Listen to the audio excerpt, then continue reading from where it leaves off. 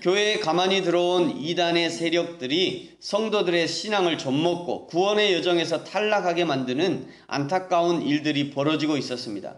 초대교회 때부터 지금까지 이단들이 공격하는 패턴은 비슷하지요. 왜냐하면 진리를 왜곡하려는 그 사단의 전략 전술이 변하지 않기 때문입니다. 오늘 2장 10절부터는요, 거짓 선지자들과 거짓 선지자들의 특징을 보여줍니다. 먼저 그들은 주관하는 이, 즉 권위자들을 멸시합니다. 10절에 보시면요, 특별히 육체를 따라 더러운 정욕 가운데서 행하며 주관하는 이들을 멸시하는 자들이라고 지적하고 있습니다.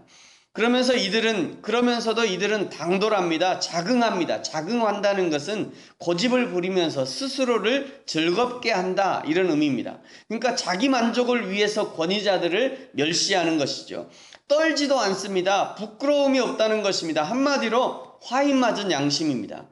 그런데 여기서 권위자라고 번역된 이 말은 무엇을 뜻하는가? 여러 가지 해석상의 의견들이 있지만 일반적인 해석은 말씀을 전하는 자, 복음을 선포하는 자로 해석하는 것이 바람직합니다. 왜냐하면 하나님의 말씀이야말로 권위 있는 말씀이고, 그 말씀을 전하는 자는 하나님의 말씀에 의해서 권위가 주어지기 때문입니다.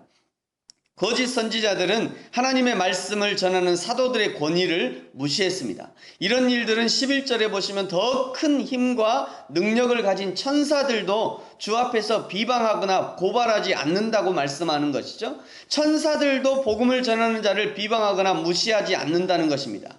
베드로전서 1장 12절 이 섬긴 바가 자기를 위한 것이 아니요, 이 섬긴 바라는 것은 복음을 전하는 것을 의미하는 거죠. 복음을 전하는 것이 자기를 위하는 것이 아니요 너희를 위한 것임이 계시로 알게 되었으니 이것은 하늘로부터 보내신 성령을 힘입어 복음을 전하는 자들로 이제 너희에게 알린 것이요 천사들도 살펴보기를 원하는 것이다. 이 복음을 전하는 것이 천사들도 자기들이 하기 원하는 것이다, 이 얘기하는 것입니다. 천사들도 부러워하는 그런 일인데 거짓 선지자들은 사도의 권위를 무시하고 복음 전하는 자를 비방하고 무시하는 것입니다. 이들의 끝은 12절 멸망입니다. 길게 말할 것도 없습니다. 하나님이 가장 싫어하는 것 중에 하나입니다. 사랑하는 성도 여러분, 저와 여러분은 어떻습니까? 말씀의 권위를 멸시하거나 또 말씀 전달자들을 무시하는 교만함은 우리 가운데 없습니까? 우리 교회 안에는 은근히 말씀 전하는 자들을 비판하거나 평가하는 이상한 풍토가 자리하고 있지 않습니까? 주의하셔야 됩니다. 물론 이것은 말씀을 전하는 사람들의 태도와도 깊은 연관이 있습니다. 말씀을 전달하는 자가 하나님의 말씀에 대한 확신을 갖고 전달하는 것과 애매모호한 자세로 전달하는 것은 그 말씀을 듣는 자에게 큰 영향을 미치게 됩니다. 그러므로 우리가 섬기는 각자의 교회에서 말씀을 전달하는 자들을 위해서 기도해 줘야 하는 것입니다. 뿐만 아니라 말씀을 전할 때는 하나님이 나를 통해서 말씀하신다는 확신을 가지고 말씀을 선포해야 될 필요가 있는 것입니다. 또 거짓 선지자들의 특징은요, 방탕과 탐욕에 연단이 되어 있다라고 말합니다. 우리 13절과 14절을 같이 한번 읽겠습니다. 시작.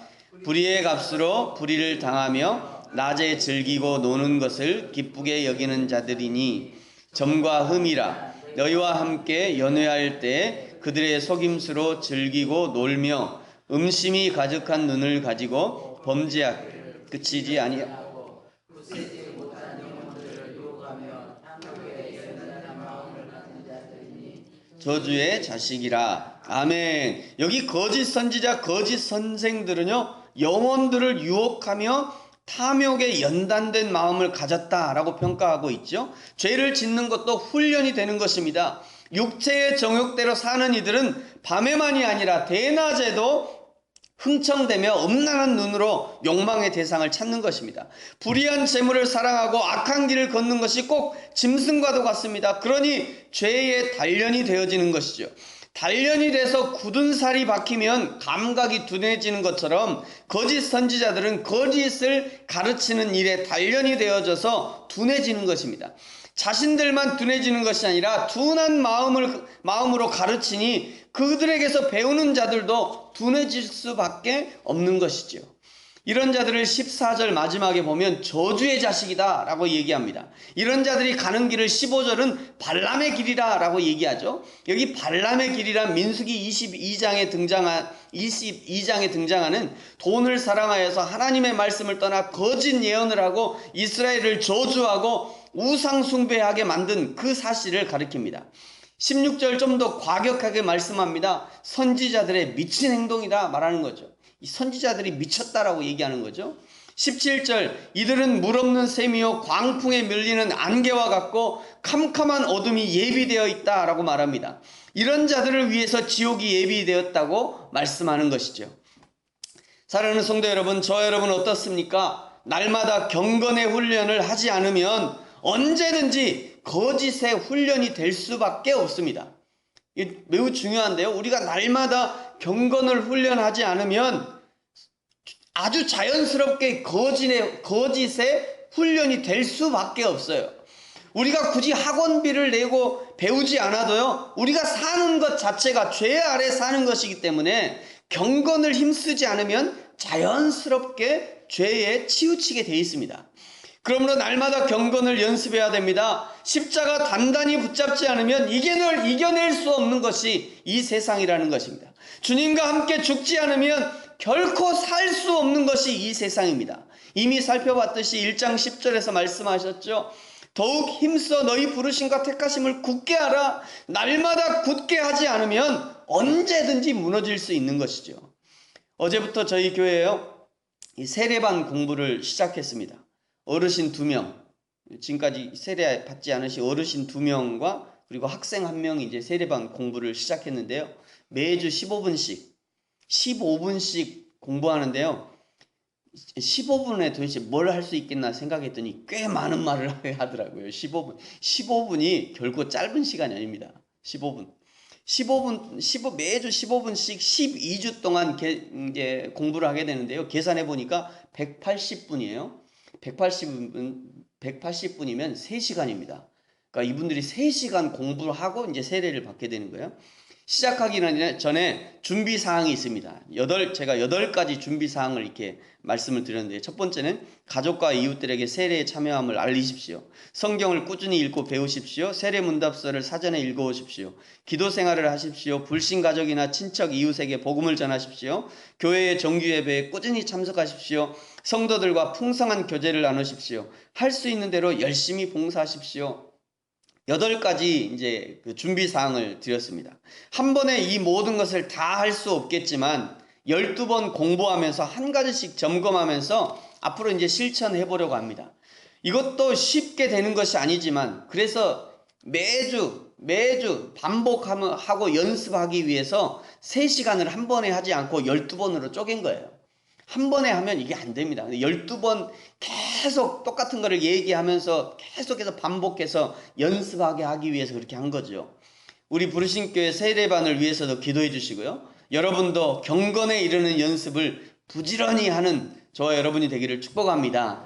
20절부터 이제 22절까지는요, 배교하는 일에 대한 경고를 담고 있습니다. 우리 20절 같이 한번 읽겠습니다. 시작.